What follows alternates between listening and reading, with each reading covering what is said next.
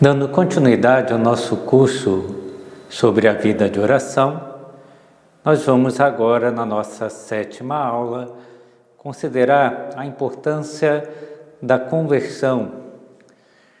Vimos na aula anterior, nas aulas anteriores, os 3 tipos de oração que cita o Catecismo, a oração mental, a oração vocal e a meditação.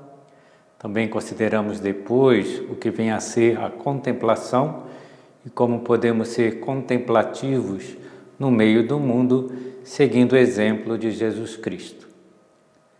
Agora vamos aprofundar num tema que já tínhamos começado a ver.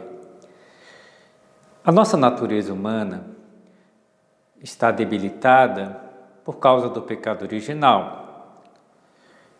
Nós podemos curar a nossa natureza através da graça e podemos imitar a Cristo, viver as virtudes de Jesus Cristo.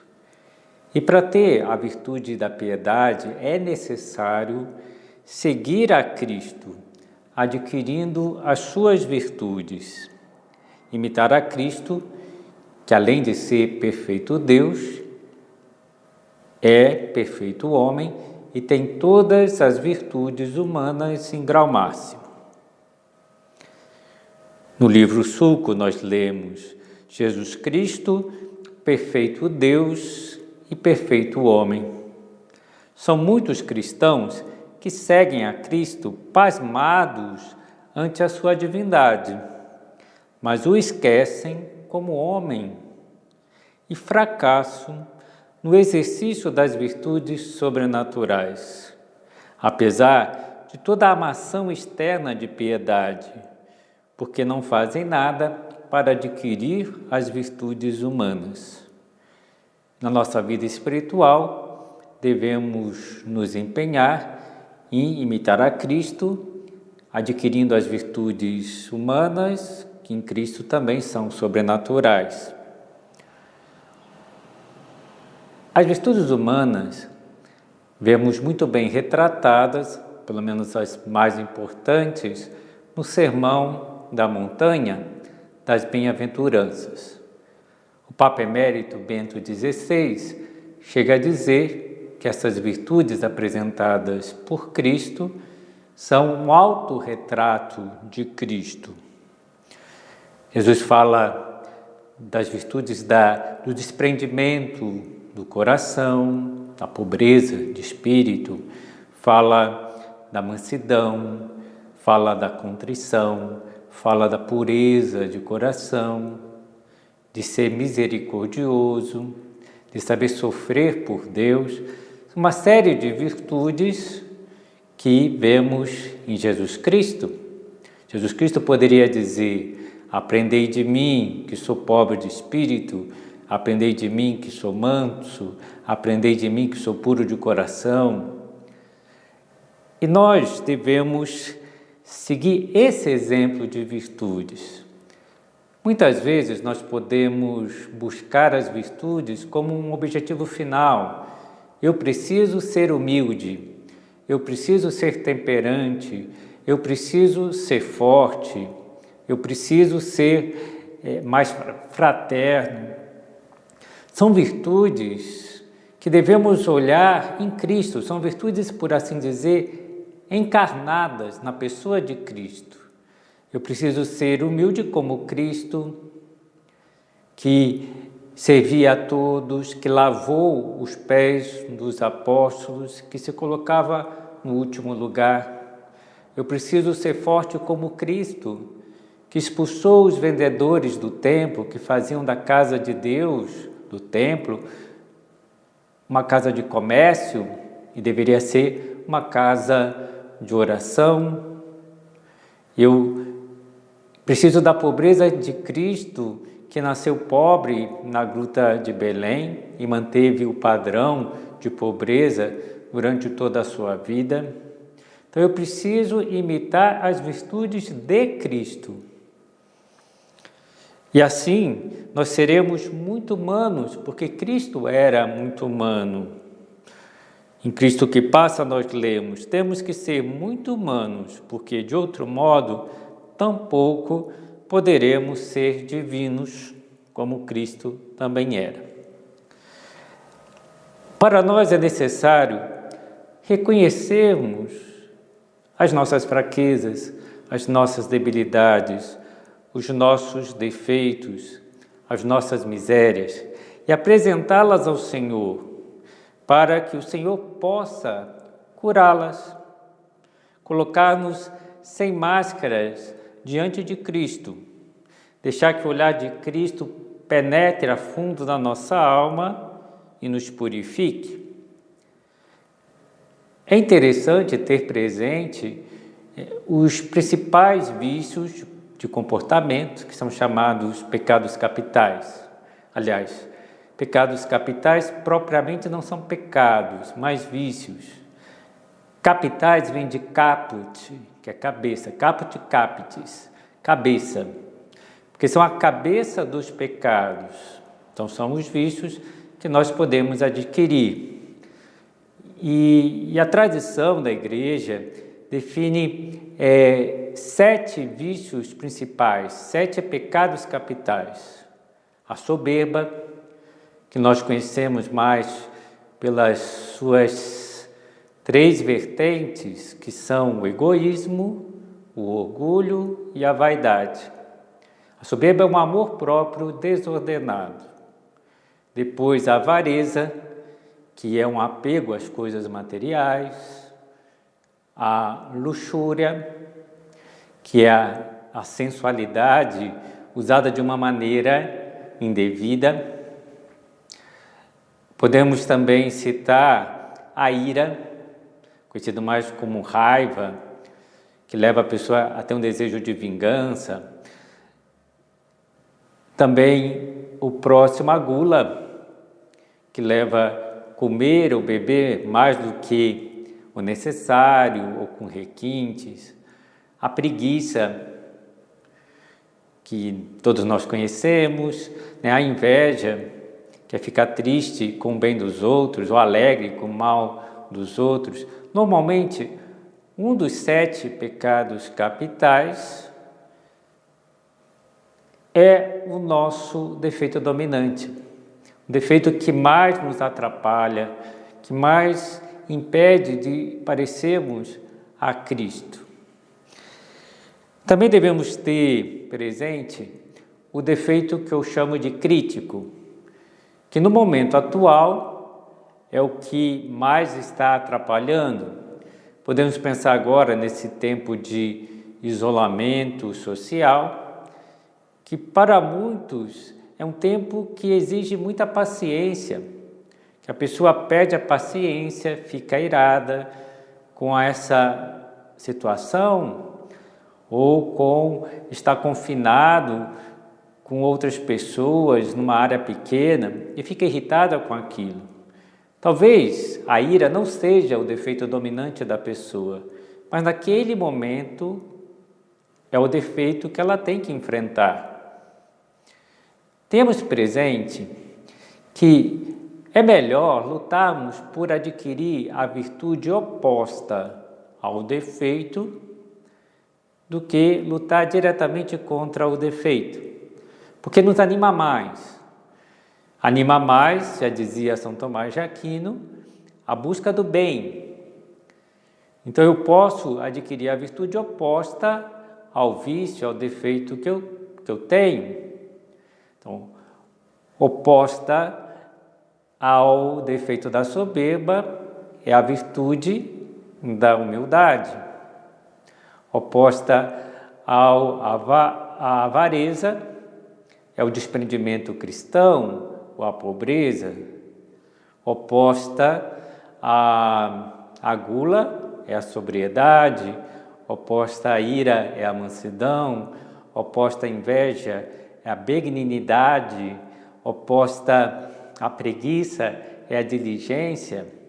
E nos anima mais ser humilde, ser casto, né, ser pobre de espírito, do que lutar contra os defeitos. E muitas vezes é necessário uma luta, uma purificação desses vícios, para que o nosso coração, como dizia, se pareça mais com o de Cristo. E os defeitos muitas vezes nos confundem, complicam a nossa vida. É necessário uma simplificação para parecermos a Cristo, que era simples. E um exemplo que você pode utilizar para falar dessa simplificação na vida espiritual é o exemplo da alcachofra, que nós, quando comemos uma alcachofra, temos que ir tirando as partes duras, as partes de fora, para chegar no miolo, que é o mais gostoso.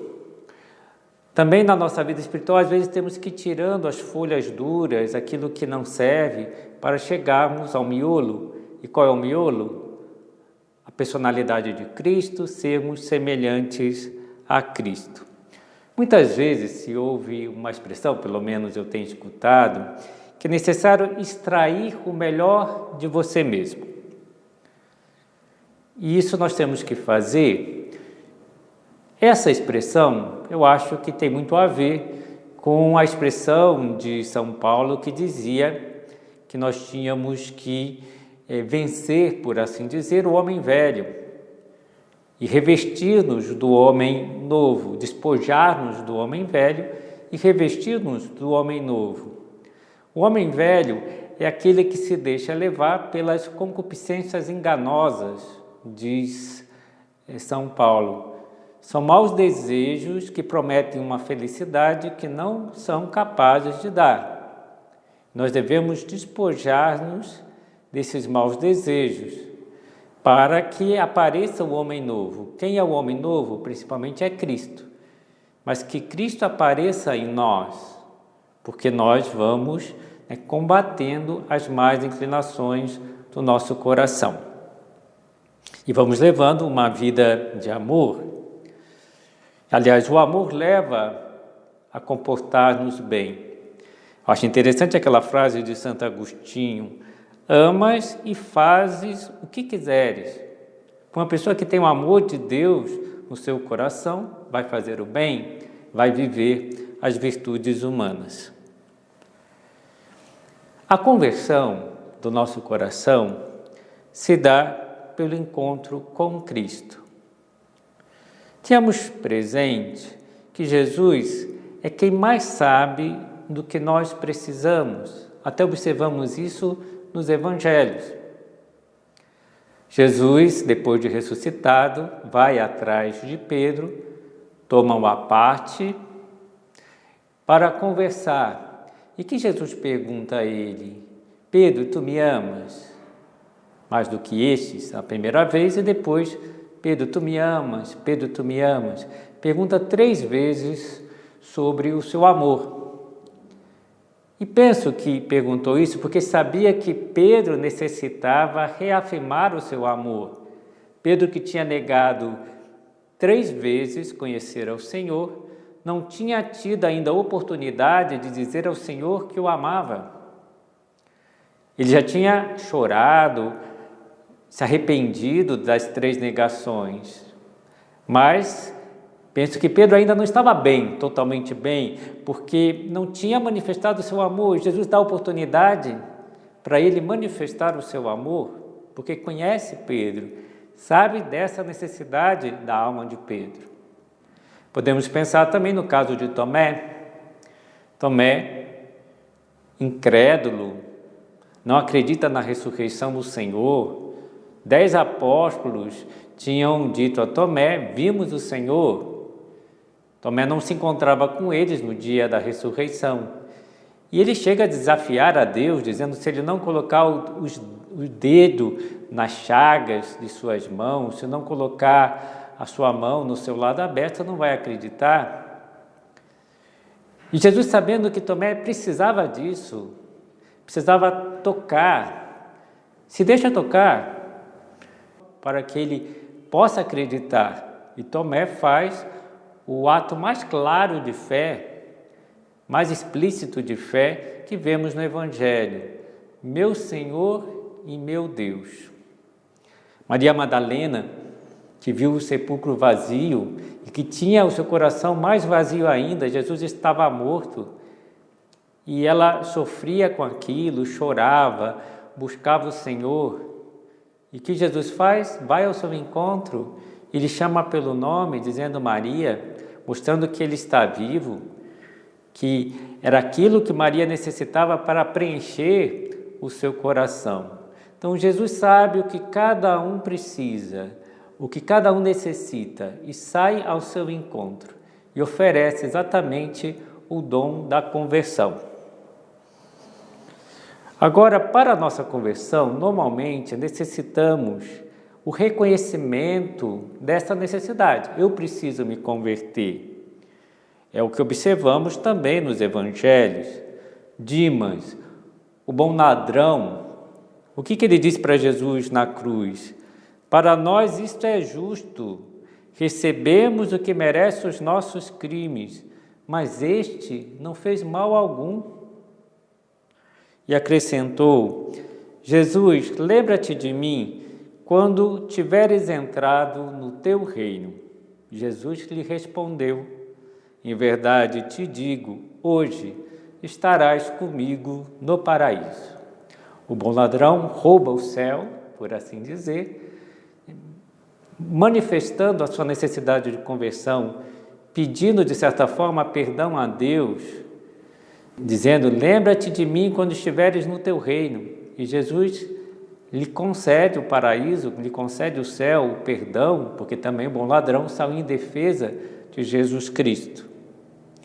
Podemos observar Zaqueu, um outro personagem, que era publicano, provavelmente corrupto, como podemos observar até na frase que ele diz, olha, Senhor, darei a metade dos meus bens aos pobres, e se de alguém extorquir alguma coisa, devolverei 4 vezes mais.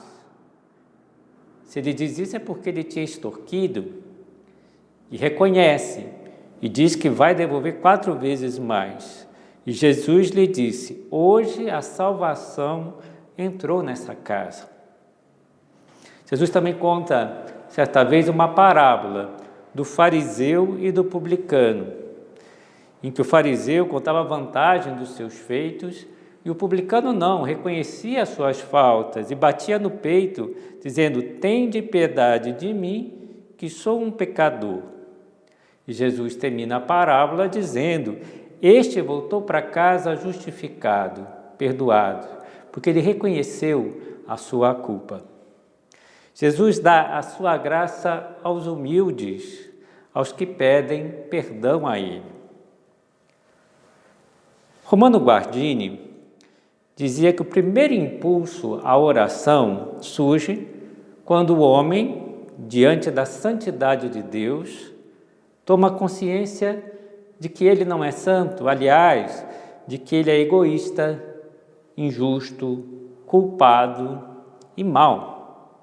Nós temos culpa dos nossos pecados atuais, dos nossos pecados do passado, ou até do estado de espírito tíbio em que nos encontramos, de não estarmos fervendo no amor de Deus, mas de termos deixado o amor de Deus esfriar. Isso é a tibieza. A tal ponto devemos tomar consciência dos nossos pecados que sejamos capazes de dizer aquelas palavras do Salmo 51. Eu reconheço a minha iniquidade e o meu pecado está sempre diante de mim. Só contra vós pequei e fiz o mal diante de vós. A vossa sentença assim se manifesta justa e reto o vosso julgamento. Nós vemos aqui na foto o Papa Francisco prostrado numa sexta-feira santa, numa atitude de reconhecimento dos seus pecados e da necessidade de perdão. Mas não nos devemos torturar pelos nossos pecados, porque Deus é misericordioso. Deus é um Pai que perdoa. E esse perdão nos é concedido de uma forma maravilhosa no sacramento da misericórdia, no sacramento da confissão. O perdão, de certa forma, é criador, faz com que o pecador deixe de ser culpado. Deus o introduz na sua própria santidade, o que está muito bem retratado na parábola do filho pródigo, que o filho que cuidava de porcos está imundo, maltrapilho, chega na casa do seu pai, pede perdão a seu pai, e o seu pai, além de dar uma festa e de recebê-lo com todo carinho, enchê-lo de beijos, depois manda que tragam uma roupa nova, o anel da família, e esse jovem, depois de tomar um banho, é claro, ele é revestido, ele recupera a sua dignidade inicial, a dignidade de filho de Deus. E nós, quando confessamos, recuperamos essa dignidade. É muito bonito observar como nosso Senhor tem se manifestado como a divina misericórdia. Assim se apresentou a Madre Faustina, Santa Faustina, e leio 2 trechos do diário de Santa Faustina. Os maiores pecadores poderiam converter-se em grandes santos se confiassem na minha misericórdia. O meu prazer é agir na alma humana, enchê-la da minha misericórdia e santificá-la. Então, o prazer de Deus, a alegria de Deus é nos perdoar. E a segunda frase, eu sou o puro amor e a própria misericórdia. Quando uma alma se aproxima de mim com confiança, eu a encho de tantas graças que ela não pode encerrá-las todas em si mesma e as irradia para as outras pessoas, para as outras almas. E como Deus é misericordioso, como derrama a sua misericórdia em nós, e como sente a alegria, o prazer de fazer assim, de atuar assim. E dessa forma, nós encerramos a 7ª aula desse curso sobre a vida de oração.